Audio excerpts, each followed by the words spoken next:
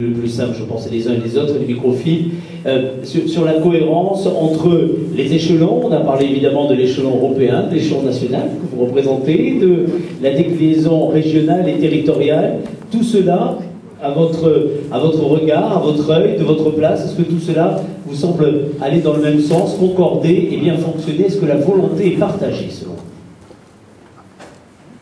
Il y a un point. Est-ce que ça fonctionne? Il y a un point. Cela dit, si un technicien de cette salle remonte un tout petit peu le son du micro, je pense que ça sera plus agréable pour tout le monde. S'il y a un point sur lequel tout le monde doit bien s'entendre, c'est qu'effectivement, on est dans une politique. Merci. Ça va mieux fonctionner. Donc, on est dans une politique qui est poussée sur base volontariste et qui s'appuie par la mise en réseau et la mise en cohérence de tous les outils de l'action publique et professionnelle de terrain pour accompagner le développement de ce mode de production dans un contexte de marché dont on a dit qu'il était surtout extraordinairement porteur. Donc je pense que là-dessus, il y a consensus. Alors vu d'une région et vu des services de l'État en région, d'une région un peu particulière, puisque la Picardie, c'est... Le nombre de fois que nous avons cité la Picardie depuis le début de cette réunion est impressionnant. Mais elle est emblématique de la difficulté qu'il y a à développer le bio dans les grandes plaines céréalières, si je puis dire, hein, puisque c'est l'essentiel finalement de la production agricole et puisque l'on constate bien que notre taux de conversion à l'agriculture biologique et le nombre d'exploitations agricoles que nous avons convaincus par ce passage à la bio reste déraisonnablement en deçà des objectifs que nous avons. Donc c'est notre constat de base. Alors nos points forts quand même, c'est effectivement d'inscrire notre action en lien avec le Conseil régional de Picardie tout particulièrement, mais dans un cadre, comment dire, très structuré et que je trouve tout à fait cohérent en termes de conduite des politiques publiques que nous avons maintenant à faire au plan régional, qui s'inscrivent toutes dans des logiques de grands programmes. Alors, la difficulté, c'est de ne pas juxtaposer les programmes, mais de faire entrer en cohérence. Pas faire juxtaposer, et puis pas faire du millefeuille de programmes pas aussi. Faire du millefeuille. Donc, on lance le plan bio, et puis après, on lance, comment dire, Ecofito, on lance le plan national et ses déclinaisons régionales dans le domaine de l'alimentation. On a mis en place des outils de programmation, développement rural. Donc l'une des premières questions pour nous, c'est d'être sûr qu'on a une boîte à outils qui est en cohérence. En tout cas, nous, c'est comme ça que nous le voyons au niveau Picardie, c'est-à-dire le développement de la bio. Nous n'avons pas le choix, il faut que nous utilisions tous les outils à notre disposition pour à chaque fois faire valoir la mise en cohérence du développement de ce secteur avec les différents axes, les différentes déclinaisons possibles portées par ces différentes programmations. C'est-à-dire être sûr que nous avons un plan d'action bio dans chacune des grandes politiques que nous devons décliner au plan régional. Donc ça, c'est un travail de mise en cohérence que l'on fait dans nos réunions comitologiques, si je puis dire. Et puis ensuite, il faut effectivement construire le travail de terrain. Alors, la chance que nous avons, c'est que cette mise en cohérence nationale est très bien comprise des organisations professionnelles avec lesquelles nous travaillons au plan local. Le travail conduit au niveau national par la PCA, le travail de l'AFNAF certainement, en tout cas la déclinaison telle qu'elle est reprise au niveau des agriculteurs biologiques de Picardie. Il n'y a pas de fausse cloche dans le discours qui se construit au niveau régional. Mais ensuite, nous avons le terrain. Le terrain est très très résistant en Picardie. Donc il nous a obligés, sans renoncer à des objectifs qui sont partagés par l'ensemble des régions, en termes de grandes thématiques. On est clair nous aussi, il faut encourager la conversion, assurer la pérennité de la conduite en mode de production biologique des exploitations qui ont déjà pris ce virage. On a un sujet de développement de consommation de produits bio qui est moins prégnant, mais qui au départ était un axe de travail fort. Et on a un sujet de structuration des filières sur lequel je reviendrai. Et puis on a tout l'accompagnement qu'il faut mettre derrière, mettre en cohérence en termes de recherche, développement et de formation.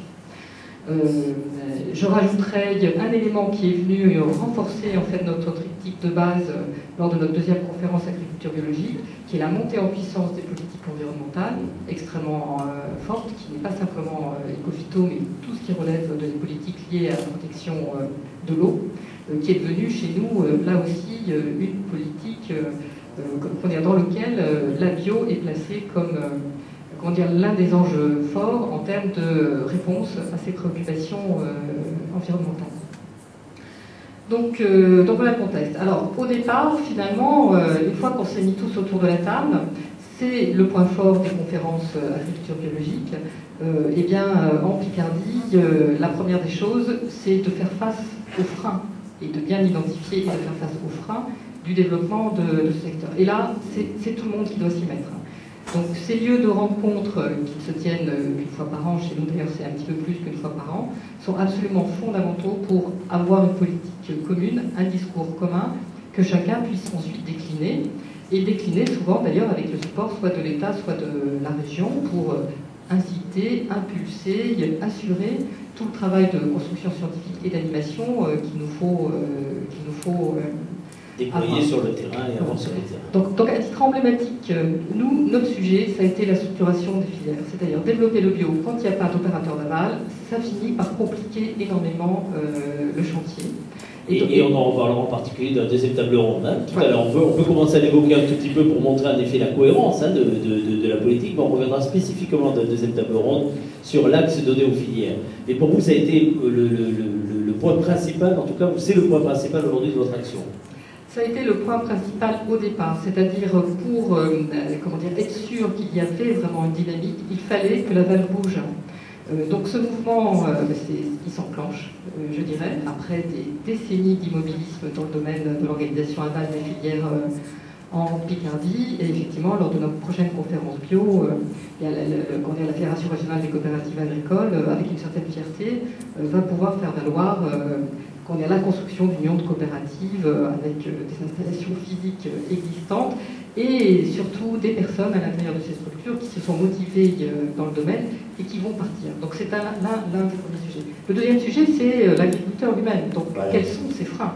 Quels sont ses freins? Et donc finalement, après avoir mis à disposition des outils de terrain, on s'est rendu compte qu'il fallait aller beaucoup plus loin, c'est-à-dire qu'il fallait comprendre de façon assez fine ce qui faisait qu'un agriculteur picard s'interroge beaucoup avant de se lancer.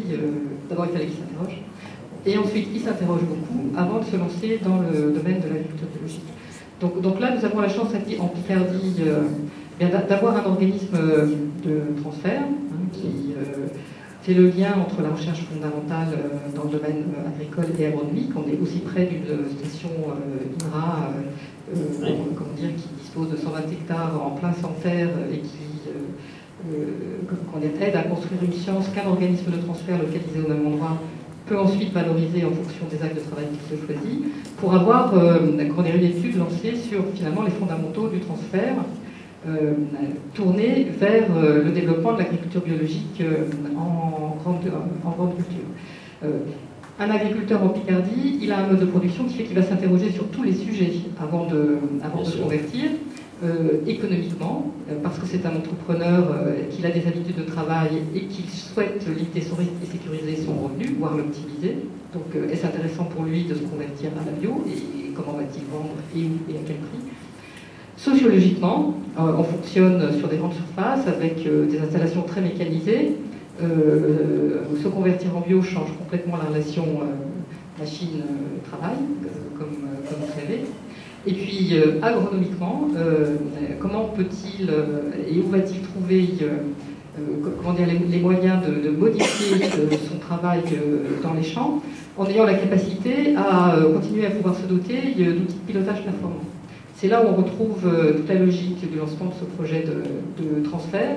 C'est-à-dire qu'il faut pouvoir proposer à un agriculteur en Picardie qui commence à réfléchir à sa conversion bio, un réel outil de pilotage. C'est-à-dire que les performances des exploitants bio, il ne faut pas simplement les montrer dans des visites de ferme, il faut les modéliser, les spécialiser aussi et donc les spécifier par rapport à chacun. Hein, c'est ça. Et oui, il faut apporter des outils parce que c'est un peu la mentalité maintenant des exploitants susceptibles de s'intéresser à ce mode de production en agriculture biologique. Évidemment, on a les cas des exploitants qui s'installent sur des surfaces un peu petites et qui raisonnent, comme on le voit ailleurs, une installation bio comme un projet d'avenir pour leur structure.